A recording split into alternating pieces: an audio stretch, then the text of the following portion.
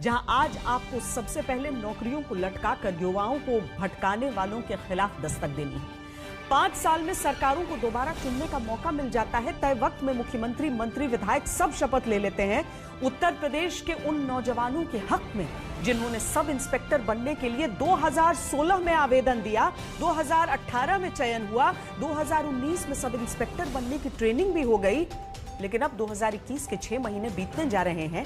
आज तक हजारों युवाओं को सब इंस्पेक्टर की भर्ती में आवेदन के 5 साल बाद भी ट्रेनिंग लेने के बावजूद न नियुक्ति मिली न सैलरी। 2022 में उत्तर प्रदेश चुनाव किसके चेहरे पर होगा? अभी से केशव प्रसाद मौर्य कहते हैं कि केंद्रीय नेतृत्व तय करेगा। लेकिन 5 साल बाद भी ट्रेनिंग लेने के बावजूद सब इंस्पेक्टर पद की नौकरी और सैलरी कब उत्तर प्रदेश में चयन करके बेरोजगार छोड़ दिए गए युवाओं को मिलेगी, कोई नहीं बताता। अधर में लटके हुए हैं, सैलरी मिलती नहीं है। तारीख पर तारीख के चलते नौकरी नहीं पा पाए। दरोगा कहलाने से पेट नहीं भरता। आज तक लटकी हुई है।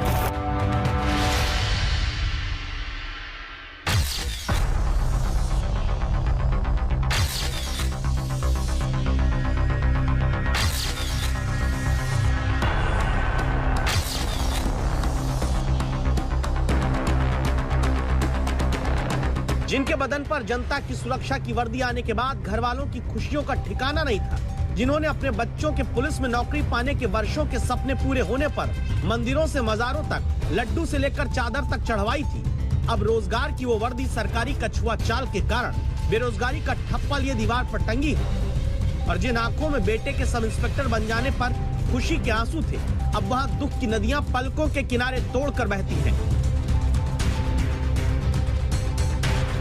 इस कहानी को देखकर सोचिए एक बार, मंजरी जैसी बेटी आपकी हो, बेटी सब इंस्पेक्टर की परीक्षा निकालकर ट्रेनिंग पूरी करे, लेकिन ट्रेनिंग करने के 1 साल बाद भी अगर बेटी को वर्दी पहनकर नौकरी पर जाने का अधिकार ना मिले, आंखें मिलाना मुश्किल हो जाता है अपने ही घर वालों से। जहां समाज के 4 लोग एक उम्र के बाद ये पूछने लगते हैं कि क्या हुआ आपके बेटे बेटी का, कहीं नौकरी लगी कि नहीं।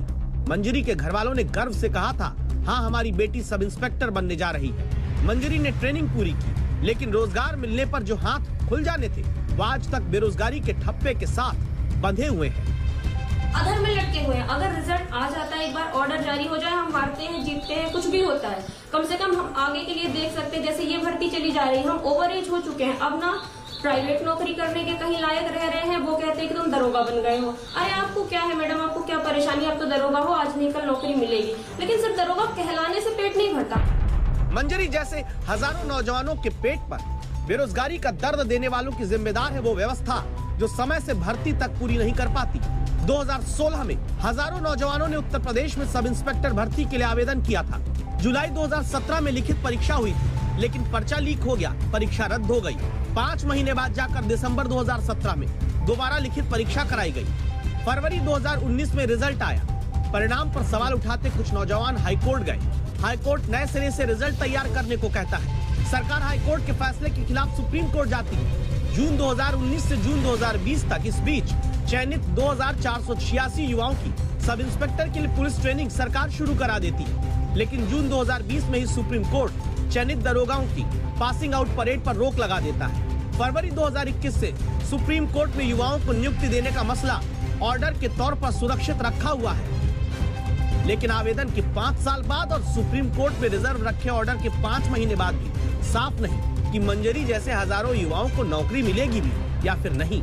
आरोप है कि जिम्मेदार है वो सरकारी अकर्मण्यता जो अदालत में 5 महीने से रिजर्व रखे ऑर्डर को जल्द सुनाने की पैरवी भी दम से नहीं कर पाती। सरकारी विभाग ही रोजगार दिलाने की पैरवी नहीं करता तो जिस वर्दी को पहनकर रोजगार मिलने वाला था वो वर्दी अब यूं ही तय करते रह जाते हैं आशीष यादव, जिसकी सिलवटें इनके भविष्य पर पड़ी हैं। आशीष आईटी फर्म में काम करते थे।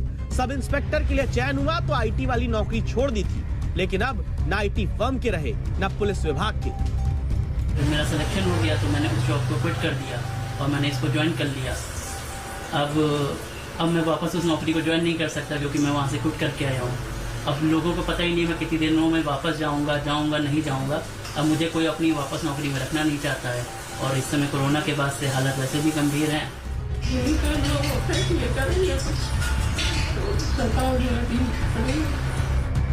ऐसा नहीं कि उत्तर प्रदेश में बहुत ज्यादा पुलिस वाले हैं। लोकसभा में गृह मंत्रालय की तरफ से इसी साल बताया गया कि जब देश में पुलिस विभाग में 5,31,000 पद खाली हैं, तो यूपी में अकेले 1,11,865 पोस्ट पुलिस वालों की खाली पड़ी है। जब आज तक ने उत्तर प्रदेश पुलिस भर्ती और प्रमोशन विभाग के प्रमुख आर.के. विश्वकर्मा से बात की तो उन्होंने बिना कैमरे पर आए कहा, जल्द अदालत में लटकी हुई भर्तियों के मामले का हल निकालेंगे। तो सवाल उठता है कि जो तेजी सरकार बनाने और गिराने में देश में देखी जाती है, वही पूर्ति क्यों नहीं युवाओं की अटकी हुई नौकरियों को दिलाने में दिखाई जाती है। संभव है कि आपके घर में कोई बेटा बेटी बेरोजगार न हो तो आपको लगे ऐसी खबरों से आप पर फर्क नहीं पड़ता। संभव है कि आपको लगे कि अरे ये तो सरकारी नौकरी पाने के लिए परेशान लोगों की खबर है, आपको क्या चिंता करनी। तो ऐसा सोचने वाले लोग अपना नुकसान भी सरकारी बेरोजगारी के कारण कैसे करते हैं, जानिए। भर्ती प्रक्रिया लटकती है तो सरकारी दफ्तर में काम का बोझ बढ़ता है। कम लोगों के ऊपर ज्यादा काम होने के कारण आम इंसान की फाइल, जनता का काम सरकारी दफ्तर में लटकता जाता है। सरकारी दफ्तर में फाइलों का अंबार लगता जाता है तो भ्रष्टाचार जन्म लेता है।